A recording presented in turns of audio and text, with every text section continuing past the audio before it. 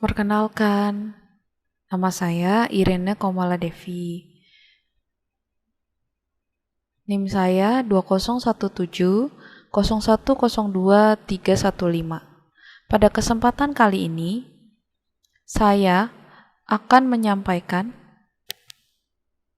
presentasi mengenai salah satu materi mata kuliah pemeriksaan akuntansi 2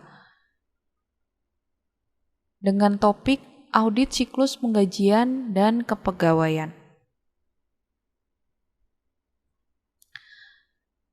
Audit siklus penggajian dan kepegawaian ini memiliki tujuan yaitu untuk mengevaluasi apakah saldo akun yang terpengaruh oleh siklus tersebut telah dinyatakan secara wajar sesuai dengan prinsip akuntansi yang diterima secara umum. Pada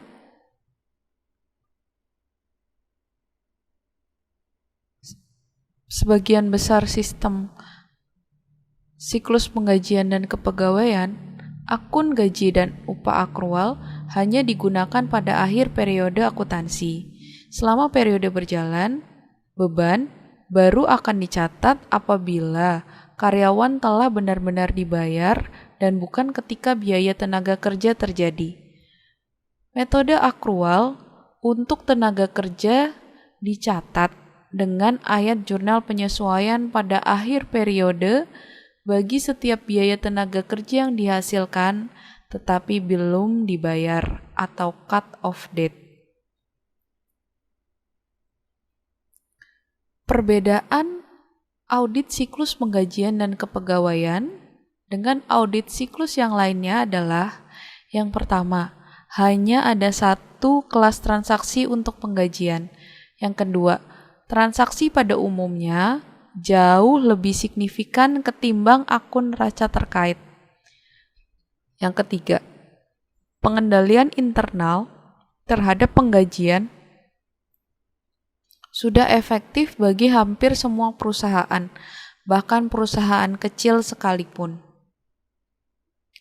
Berikut ini adalah audit siklus penggajian dan kepegawaian yang terdiri dari beberapa prosedur, yaitu pengendalian internal. Setelah pengendalian internal dilakukan, penilaian resiko pengendalian adalah prosedur selanjutnya. Setelah penilaian resiko pengendalian dilakukan, maka dilakukan pengujian pengendalian substantif atas transaksi. Jika pengujian pengendalian substantif ini sudah dilakukan, selanjutnya adalah prosedur analitis. Setelah prosedur analitis ini dilakukan, maka yang terakhir pengujian atas rincian saldo yang harus dilakukan. Fungsi audit siklus penggajian dan kepegawaian. Pada audit siklus penggajian dan kepegawaian ini memiliki beberapa fungsi, yaitu yang pertama fungsi memahami, yang kedua fungsi menilai, yang ketiga adalah fungsi menentukan, dan yang keempat adalah fungsi merancang. Fungsi yang pertama memahami. Memahami di sini maksudnya adalah memahami pengendalian internal, siklus penggajian dan personalia. Di mana untuk memahami pengendalian internal ini, kita harus melakukan beberapa hal berikut ini. Yang pertama, mengidentifikasi pengendalian. Kemudian kita harus menentukan defisiensi yang signifikan. Setelah menentukan defisiensi yang signifikan, kita harus menemukan kelemahan yang material. Selanjutnya, fungsi menilai. Menilai di sini adalah menilai resiko pengendalian yang direncanakan. Bagaimana cara menilainya? Kita harus melihat apakah ada pemisahan tugas yang memadai. Apakah sudah ada otorisasi yang tepat? Bagaimana dokumenan catatannya? Apakah sudah memadai? Karena kita harus memeriksa Dokumen dan catatan tersebut memadai.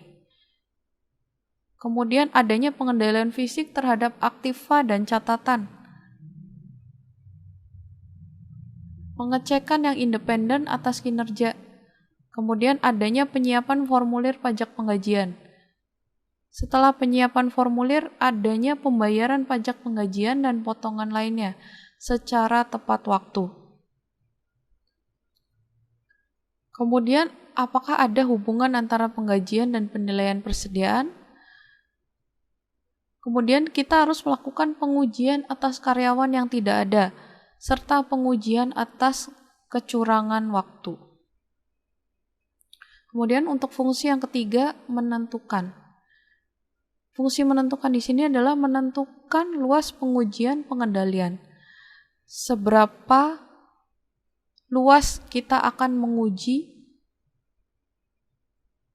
pengendalian tersebut dan bagaimanakah batasannya, sampai di manakah batasannya, sehingga kita dari awal harus menentukan luas pengujian pengendalian tersebut.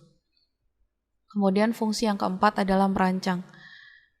Kita harus merancang pengujian pengendalian dan pengujian substantif atas transaksi bagi siklus penggajian dan personalia, di mana harus memenuhi tujuan audit yang berhubungan dengan transaksi, antara lain keterjadian, kelengkapan, keakuratan, posting dan pengikhtisaran, klasifikasi, serta penetapan waktu. Rancang pengujian pengendalian dan pengujian substantif atas transaksi bagi siklus penggajian dan personalia dapat dilakukan dengan cara melakukan prosedur audit, kemudian menentukan ukuran sampel, menentukan item yang dipilih, serta melakukan penetapan waktu.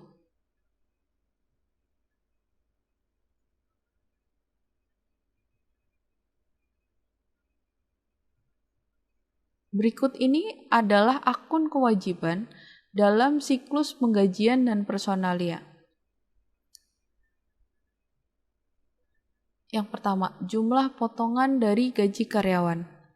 Kemudian, gaji dan upah akrual. Yang ketiga, komisi akrual. Kemudian yang keempat, bonus akrual. Yang kelima adalah pembayaran cuti liburan, cuti sakit, atau tunjangan akrual lainnya. Kemudian pajak penggajian akrual, pengujian atas rincian saldo untuk akun beban, kompensasi pejabat, beban pajak penggajian, total penggajian, tenaga kerja kontrak, dan tujuan penyajian dan pengungkapan.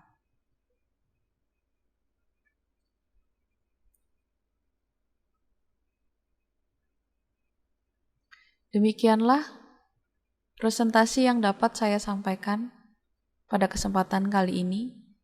Saya memohon maaf apabila ada kesalahan kata-kata baik secara sengaja maupun secara tidak sengaja dalam presentasi kali ini.